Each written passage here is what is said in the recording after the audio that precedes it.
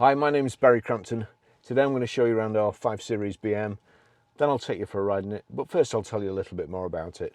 It's a 2-litre 520D M Sport automatic, 2014 on a 14 plate, has done 66,847 miles, but will probably have done about 50 at least more by the time I've done this test drive. Fuel economy, urban is 53.3, extra urban 68.9, which is fantastic.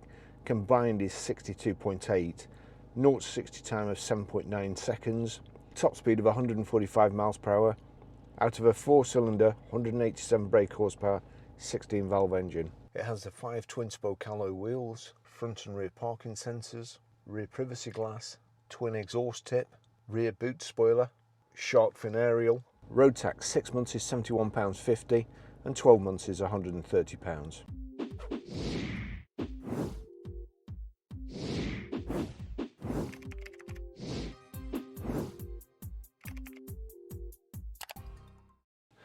So BMW key, it's keyless go, so as long as you've got the key on your person. It's now down the side of the seat. Oh, got it. Yeah, that's the disadvantage of it not being in the dashboard. You've got to find somewhere to put it. So people always say to me, you know, why don't you just put the key in your pocket? The only thing with that is that when I'm sat in the office, John walked past the Range Rover the other day, and the doors were opening and closing all the time, and the tailgate going up, and the key was in my pocket. So I try not to do that. Anyway, that's the key. That's the key there. Foot on the brake. Start stop button, and then you've got the, there you go, you've got the auto stop start knocked off. It's a horrid day today, or it's horrid weather in a beautiful place, so as I say, hopefully this the weather, according to the weather forecast, this rain's going to stop in 45 minutes. So you may notice a few problems with the continuity, but we'll try and get around it. So, car's in lovely condition.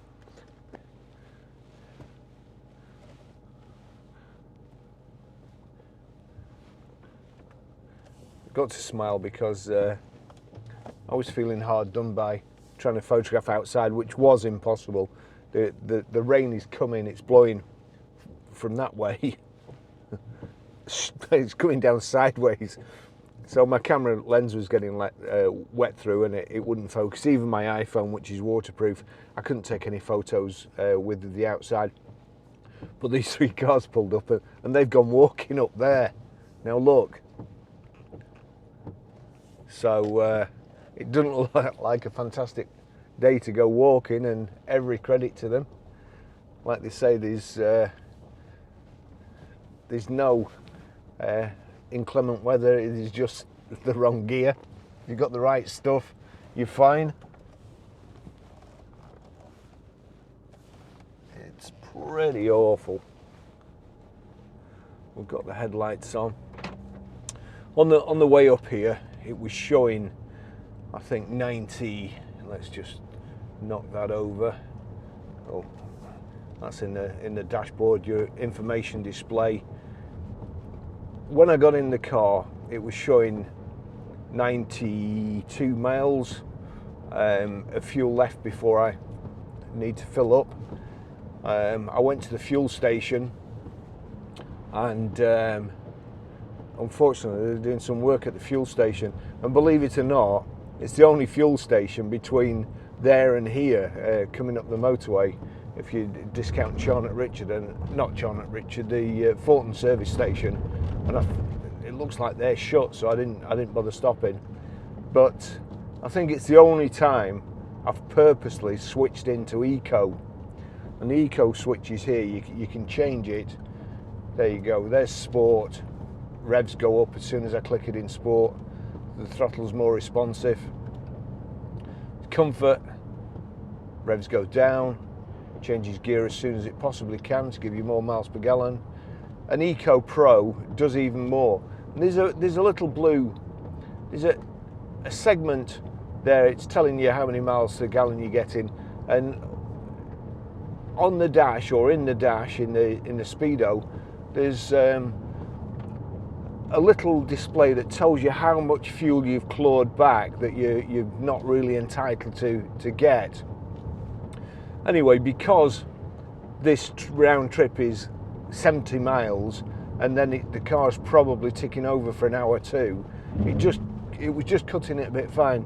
So the first time ever, I think, I've put a vehicle in Eco Pro when I'm using it myself, and it does make you want to drive better and smoother, and you know, in some cases even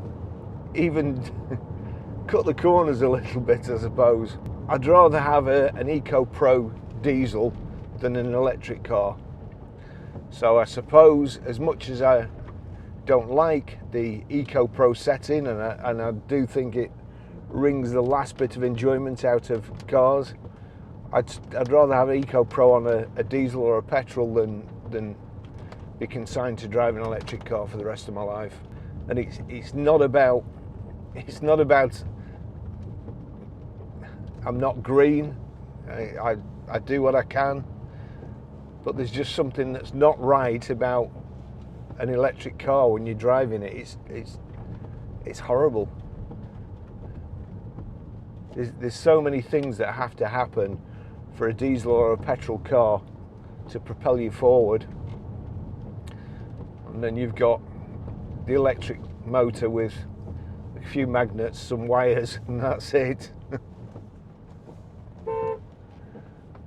Here we go, certain death corner.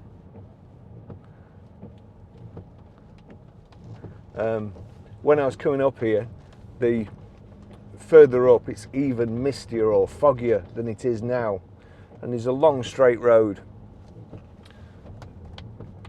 I've probably only seen 3 cars on this road this morning, or apart from those that parked up there, and I met another car which was going way too fast on the other side of the road, coming this way round the corner, and there was a cyclist over there. I don't know what the chances of that happening are, the length of the road and the amount of cars that come up. For 3 of us to meet at exactly the same place, one car going way too fast and had to swerve onto my side. Fortunately, I wasn't going fast, and I could just stop. Otherwise, the cyclist would have got wasted, or I'd have had a head-on.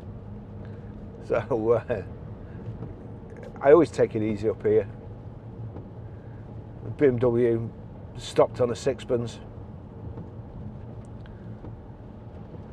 It's BMWs aren't my favourite cars, but it's nice enough. So that's the Comfort Sport Eco Pro button. I've criticised this button here before.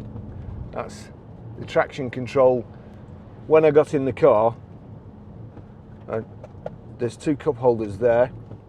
I tried to put my travel mug in there and it wouldn't go in. And then when I set off, I noticed that the traction control was knocked off. And I have said this before, that if you're a BMW driver, you're more likely to get killed if you like coffee than if you're stupid, because somehow again I'd knocked the traction control off. And I always get a load of grief about this, because people say, oh, you can't knock the traction control off and there's a big light on the dash and so on. But I have managed to do it a few times. So I didn't even walk around the car before to look what equipment it's got on the outside, because it was raining that hard. So hopefully I'll be able to tell you what it's got as if it stops raining in a walk round. Over here good idea, the iDrive. I like the iDrive. I prefer separate switches for everything rather than one big control, but there you go. If you click that one, telephone, if you click there, that's the media. It has Bluetooth hands-free. The center there, that tells you CD, well you can switch between all the controls. CD, multimedia, radio, telephone, navigation, contacts, connected drive, vehicle information and settings. So if I go into vehicle information there and then scroll down to vehicle status, here we go, service requirements, that's showing you the tyres, the tyre pressures, down to service required, and that's telling you everything. Front brake pads okay, brake fluid okay, engine oil. Now this has been serviced by a independent garage. The independent garage, obviously, look at that strap blowing about, that's got a big buckle on it as well, go through somebody's windscreen. Independent garages, in order to enter the stuff onto the digital history and so on, and know what they're doing and have the proper equipment to do it, A, it costs a fortune, and B, to register it on the digital service history, they have to be VAT registered. So if they're not VAT registered, they can't do it. And that's a big drawback with digital service history and also this system on the BM here. So I think it's not long had a service, but drives superb. We've got cruise control here, it's one touch cruise control, click that. Cruise control red, sorry, it's not one touch. Click that to set it, to switch it on, and then you use this rocker switch to set the speed. Knocking it up has set it. We're at 29 mile an hour there. If I knock it up a little bit, if I just knock that, it's knocked it up to 30. And if I want to go slower, I just knock that rocker switch down. On the dash, oh sorry, you've got voice activation there.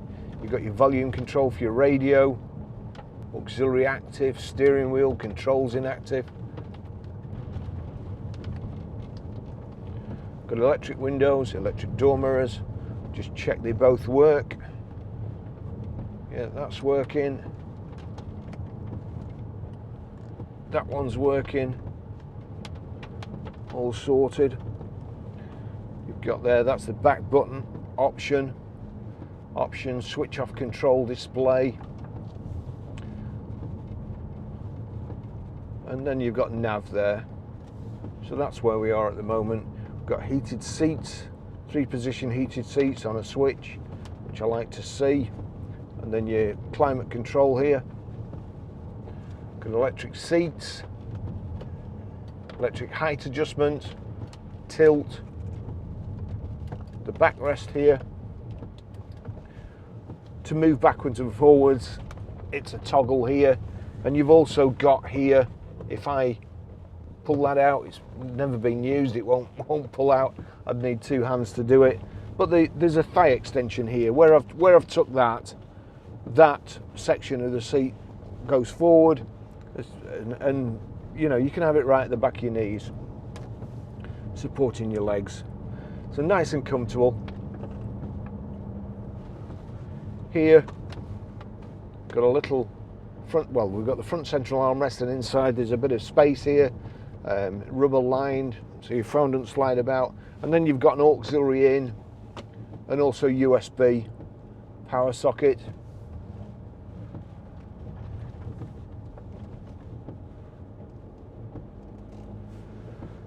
The steering wheel's height and reach adjustable from that lever there. We've got this checker plate,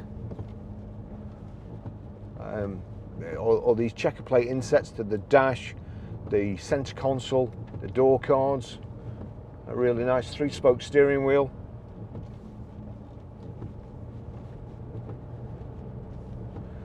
Nice big boot. Plenty of room for luggage. concentrate a bit going around here.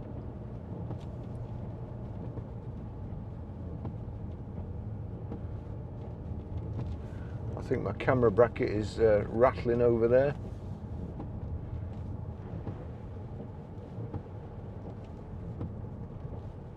But they are very, very economical. 68 miles. I mean, I know those figures. You never get them. It's impossible to get them. But under, you know, if you take all the seats out and the door mirrors off and tape all the gaps up like they do when they're testing it, and you know, it's not really fair. But I don't make the rules. You'd get 68 miles per gallon under ideal conditions, but you will get 50 miles per gallon, and to be fair, out of a car this size, 50 miles per gallon is extremely good.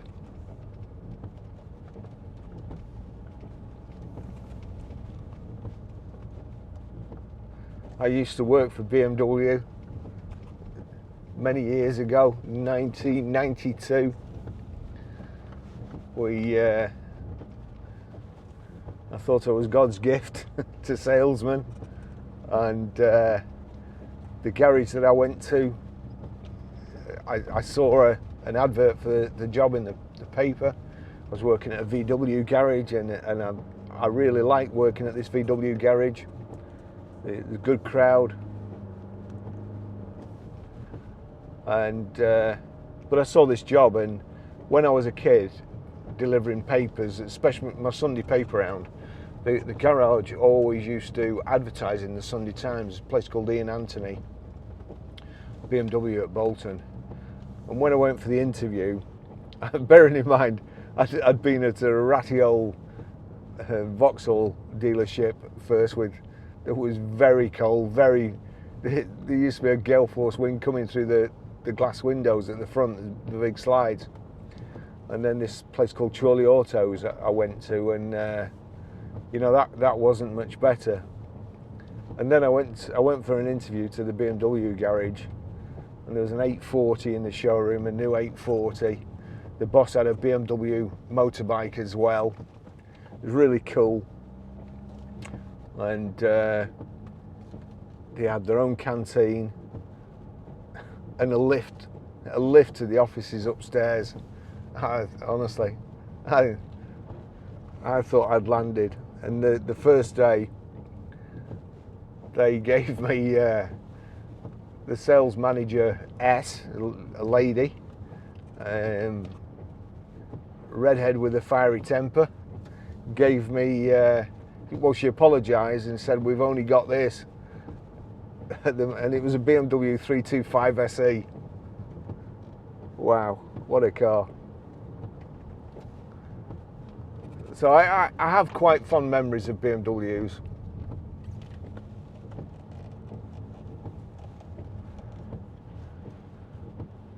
And although the outsides, especially these days, have changed quite a lot, the interior is quite similar to when I jumped in that 325 SE with leather, and I just thought I'd made it. We had a Ian Blenkinsop, fantastic boss, way ahead of his time.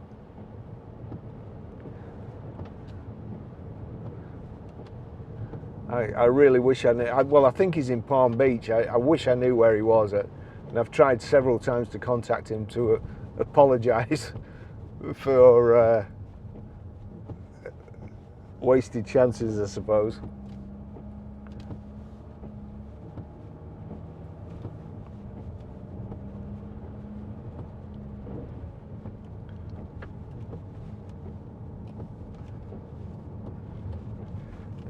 Rain's still gusting.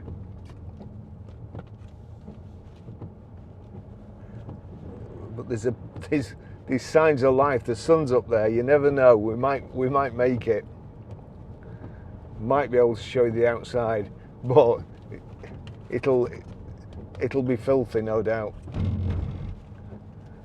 It's pretty much as it came in the car. been well looked after. Nice couple at part exchanged it, and it always makes a difference, really. The people that bring the car in, a lot of the time you can tell when it's been looked after. You can tell when you see the people that the car will have been looked after, and the way they talk. Nice people, pleasure to do business with, and hopefully the only reason they swapped this is this COVID thing. Going on holiday, they're buying a caravan until times aren't quite as uncertain, and they needed a big four-wheel drive to tow it. Hence, I'm pretty sure they would have kept this. And again, that's always a good sign. You know, some people, you know, they're swapping it because they've either had trouble with it or they're expecting trouble, and they want to get rid of it and let somebody else have all the grief. Just slow down here because that's overlapping a good bit.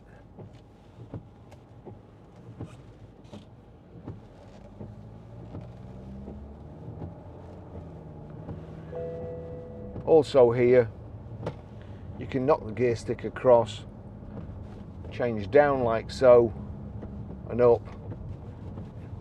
Lovely car. Lovely car.